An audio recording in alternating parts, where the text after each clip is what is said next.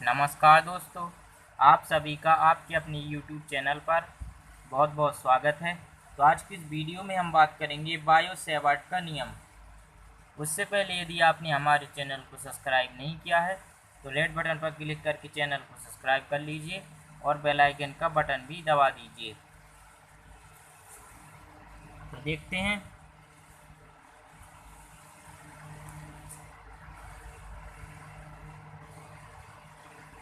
Bio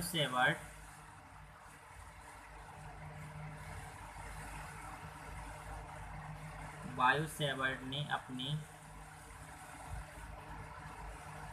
प्रयोगों के आधार पर यह पाया कि धारावाही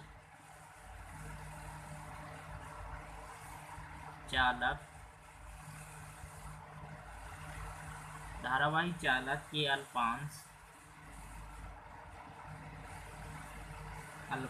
dl द्वारा किसी बिंदु पर उत्पन्न चुंबकीय क्षेत्र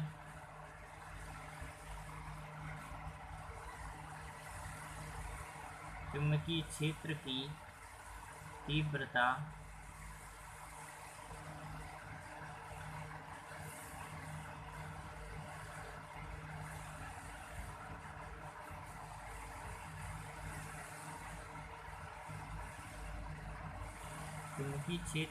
तीव्रता dV निम्न कारकों पर निर्भर करती है।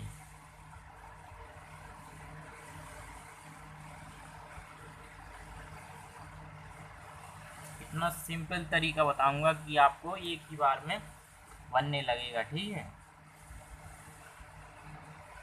तो देखेंगे इसे चित्र के माध्यम से।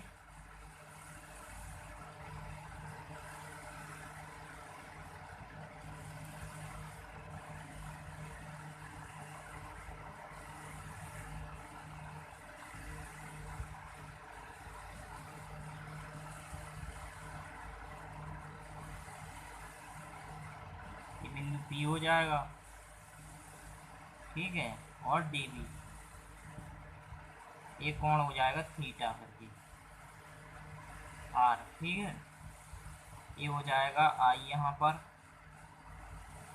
ये इसे कह देंगे O अल्पांश dl करके, ठीक है। इस प्रकार से इसे हम थोड़ा सा ऊपर सा भी कर सकते थे, इस प्रकार से थोड़ा सा आप कर लेना, ठीक है। वैसे तो सही भी है, ठीक है। इसमें यहाँ पर लिख देंगे हम बायो सेवर्ट का नियम, ठीक है। इस प्रकार से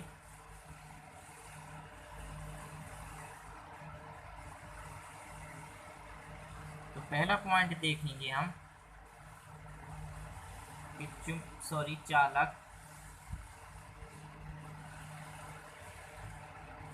चालक में प्रवाहित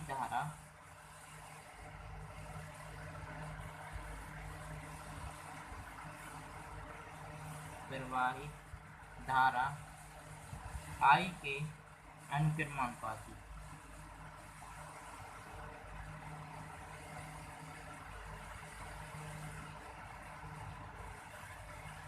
होती है। अर्थात हम कह सकते हैं,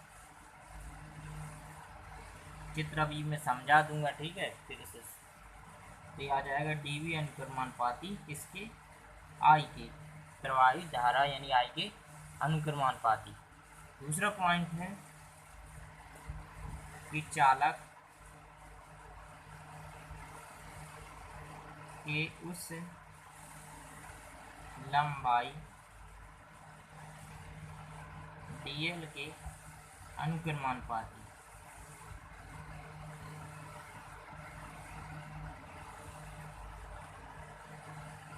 होती है। अर्थात हम कह सकते हैं चालक के उस लंबाई dl की क्या है अनुक्रमानुपाती, सॉरी यहाँ पर लिख सकते हैं चालक के उस अल्पांश के,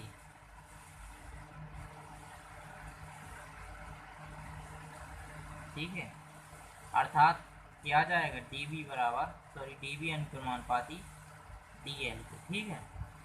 अगला पॉइंट है अल्पांश की लंबाई तथा अल्पांश को मिलाने वाली रेखा के बीच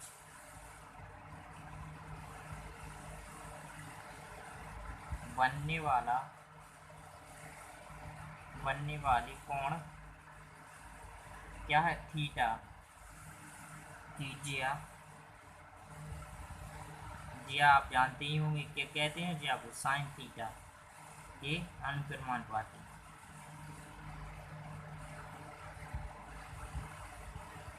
अनुक्रमानुपाती होती है। अर्थात हम कह सकते हैं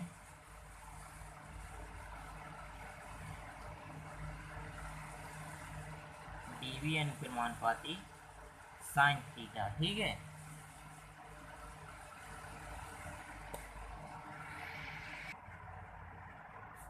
अगला पॉइंट है चौथा पॉइंट के बिंदु P की अल्पांश से दूरी r के वर्ग के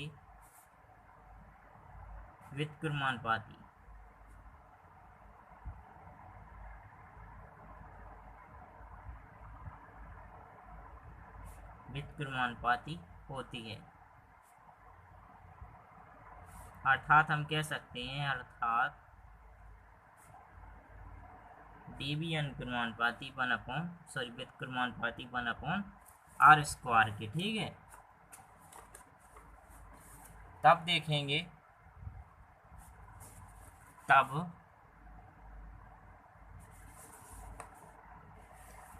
आ जाएगा dv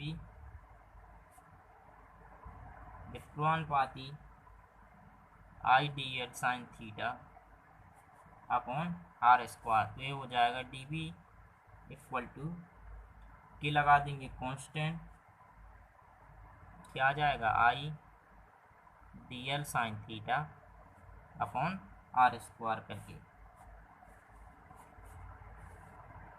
इस प्रकार से। ये क्या है, ये यहाँ पर अनुक्रमानुपाती नेतांक, ये क्या है अनुक्रमानुपाती नेतांक, इस प्रकार से। तो देख लेते हैं, इसे रिपीट कर लेते हैं। बायो-सैवर्ट ने अपने प्रयोगों के आधार पर, ध्यान से देखिएगा, ठीक है, अपने प्रयोगों के आधार पर यह पाया कि धारावाही चालक का जो अल्पांश dl द्वारा किसी बिंदु पर उत्पन्न चुंबकीय क्षेत्र की तीव्रता, किसी बिंदु पर चुंबकीय क्षेत्र की तीव्रता कितनी है dv, निम्न कारकों पर निर्भर करती है। और उसने क्या है 4 पॉइंट बताए थे, ठीक है। तो पहला है कि चालक में प्रवाहित धारा I की कैसी होती है अनुक्रमानुपाती, यानी कि dv अनुक्रमानुपाती कितना आ जाएगा I आ जाएगा, ठीक है। यहाँ पर dl अल्पांश है, तो ये कोण थीटा है, यहाँ पर बिंदु P है, ठीक है। और जो चुंबकीय क्षेत्र की तीव्रता है वो कितनी है dv करके है, ठीक है। और जी I क्या है, यहाँ पर प्रवाहित धारा I है। दूसरा पॉइंट है कि चालक की उस लंबाई dl के क्या है अनुक्रमानुपाती होती है, चालक के उस अल्पांश की लंबाई dl के अनुक्रमानुपाती होती है। तो क्या आ जाएगा, dB अनुक्रमानुपाती dl। तीसरा पॉइंट है कि अल्पांश की लंबाई तथा अल्पांश को मिलाने वाली रेखा के बीच जो बनने वाला कोण है, क्या है कोण, थीटा, कीजिए यानी साइन थीटा, कि कैसा होता है, अनुक्रमानुपाती होती है। अर्थात कह सकते हैं dB अनुक्रमानुपाती साइन थीटा करके। अगला पॉइंट है कि बिंदु P की अल्पांश से दूरी r के वर्ग की कैसी होती है, व्युत्क्रमानुपाती होती है, अर्थात dB व्युत्क्रमानुपाती 1/r²। तो dB व्युत्क्रमानुपाती, इन सब को ऐड कर देंगे, इन सब को ले लेंगे, तो क्या आ जाएगा, I dl, I है dl और साइन थीटा अपॉन में क्या व्युत्क्रमानुपाती में r², तो r² आ जाएगा। के कांस्टेंट लगा देंगे यहाँ पर, और के क्या है, अनुक्रमानुपाती नियतांक है, इतना आ जाएगा। ठीक है, यहाँ पर भाषा लिख सकते हैं हम कि इस संबंध को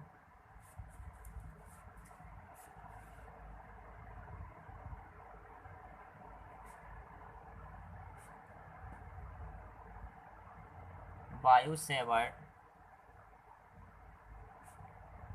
का नियम कहते हैं।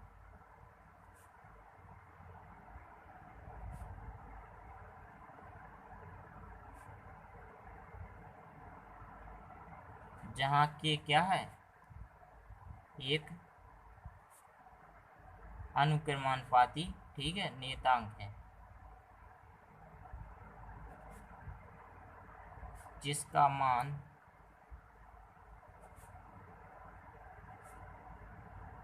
मापन पद्धति पर निर्भर करता है। ठीक है,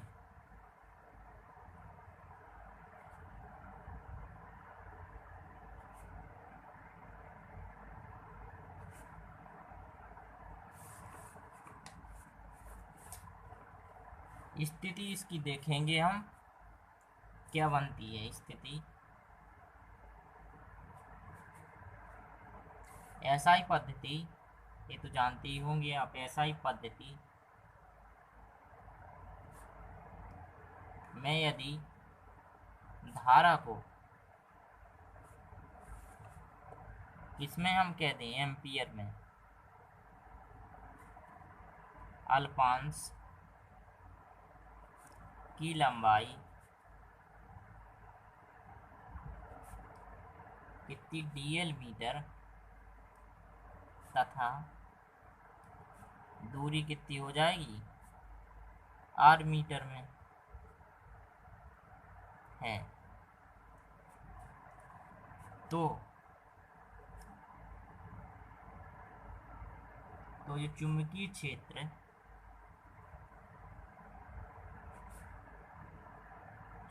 क्षेत्र dB का मात्रक क्या हो जाएगा, टेस्ला हो जाएगा, टेस्ला, या फिर कह सकते हैं हम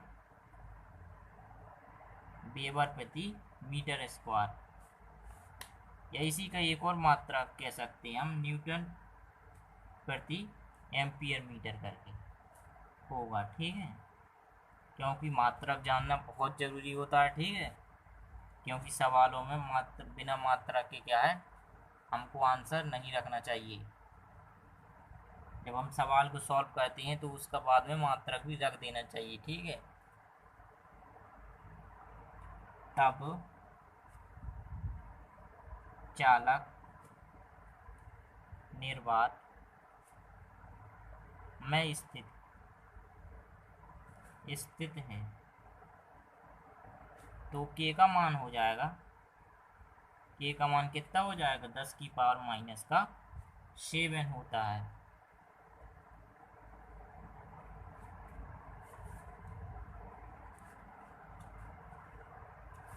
अब देख लीजिए ध्यान से, यहाँ पर के बराबर कितना हो जाएगा, 10⁻⁷ माइनस का, इसी को हम कह सकते हैं μ0/4π।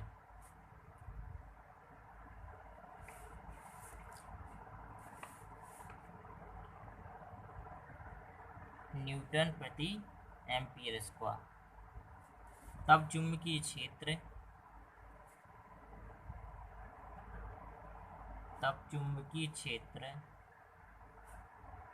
जो dB होगा वो कितना हो जाएगा, 10⁻⁻⁷ IDL। इसके रूप में हम किस प्रकार से लिख सकते हैं, IDL sin theta upon r square करके इस प्रकार से हम इसे लिख सकते हैं, 10⁻⁻⁷ IDL sin theta upon r square. अथवा इसी में हम लिख सकते हैं कि dV बराबर μ0/4π, क्योंकि यहाँ पर हमने बता भी दिया है, ठीक है, चाहे 10⁻⁷ कह लें या फिर इस प्रकार से, into IDL sin theta upon r square, ये बन जाएगा इतना, या इस फॉर्म में भी आप कह सकते हैं। सॉरी, दिख नहीं रहा होगा आपको, ठीक है, इस प्रकार से dV बराबर μ0/4π IDL sin theta upon r square करके।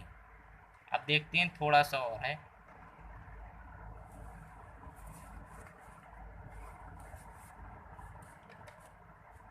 यदि हम कहें, सॉरी पेन डिस्टर्ब कर दिया, यदि माध्यम की आपेक्षिक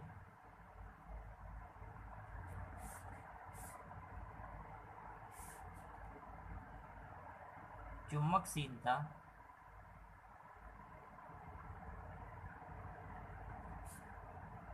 कितनी है, μr है, ठीक है, μr है, तो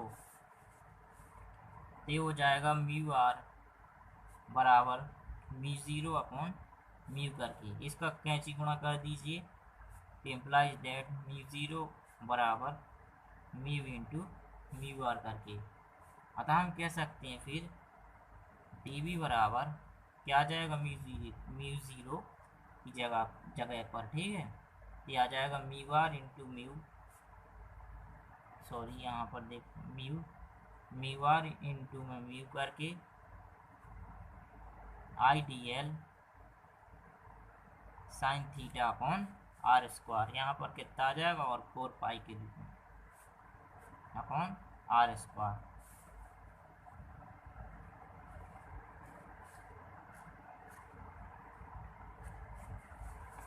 तो इस प्रकार से, ठीक है, तो देखा हमने कितनी ही आसानी से इसे समझ लिया, ठीक है। तो यदि आपको वीडियो अच्छा लगा हो तो सब्सक्राइब चैनल को ज़रूर कर लीजिए। तो अगले वीडियो में हम फिर मिलेंगे, तब तक के लिए धन्यवाद।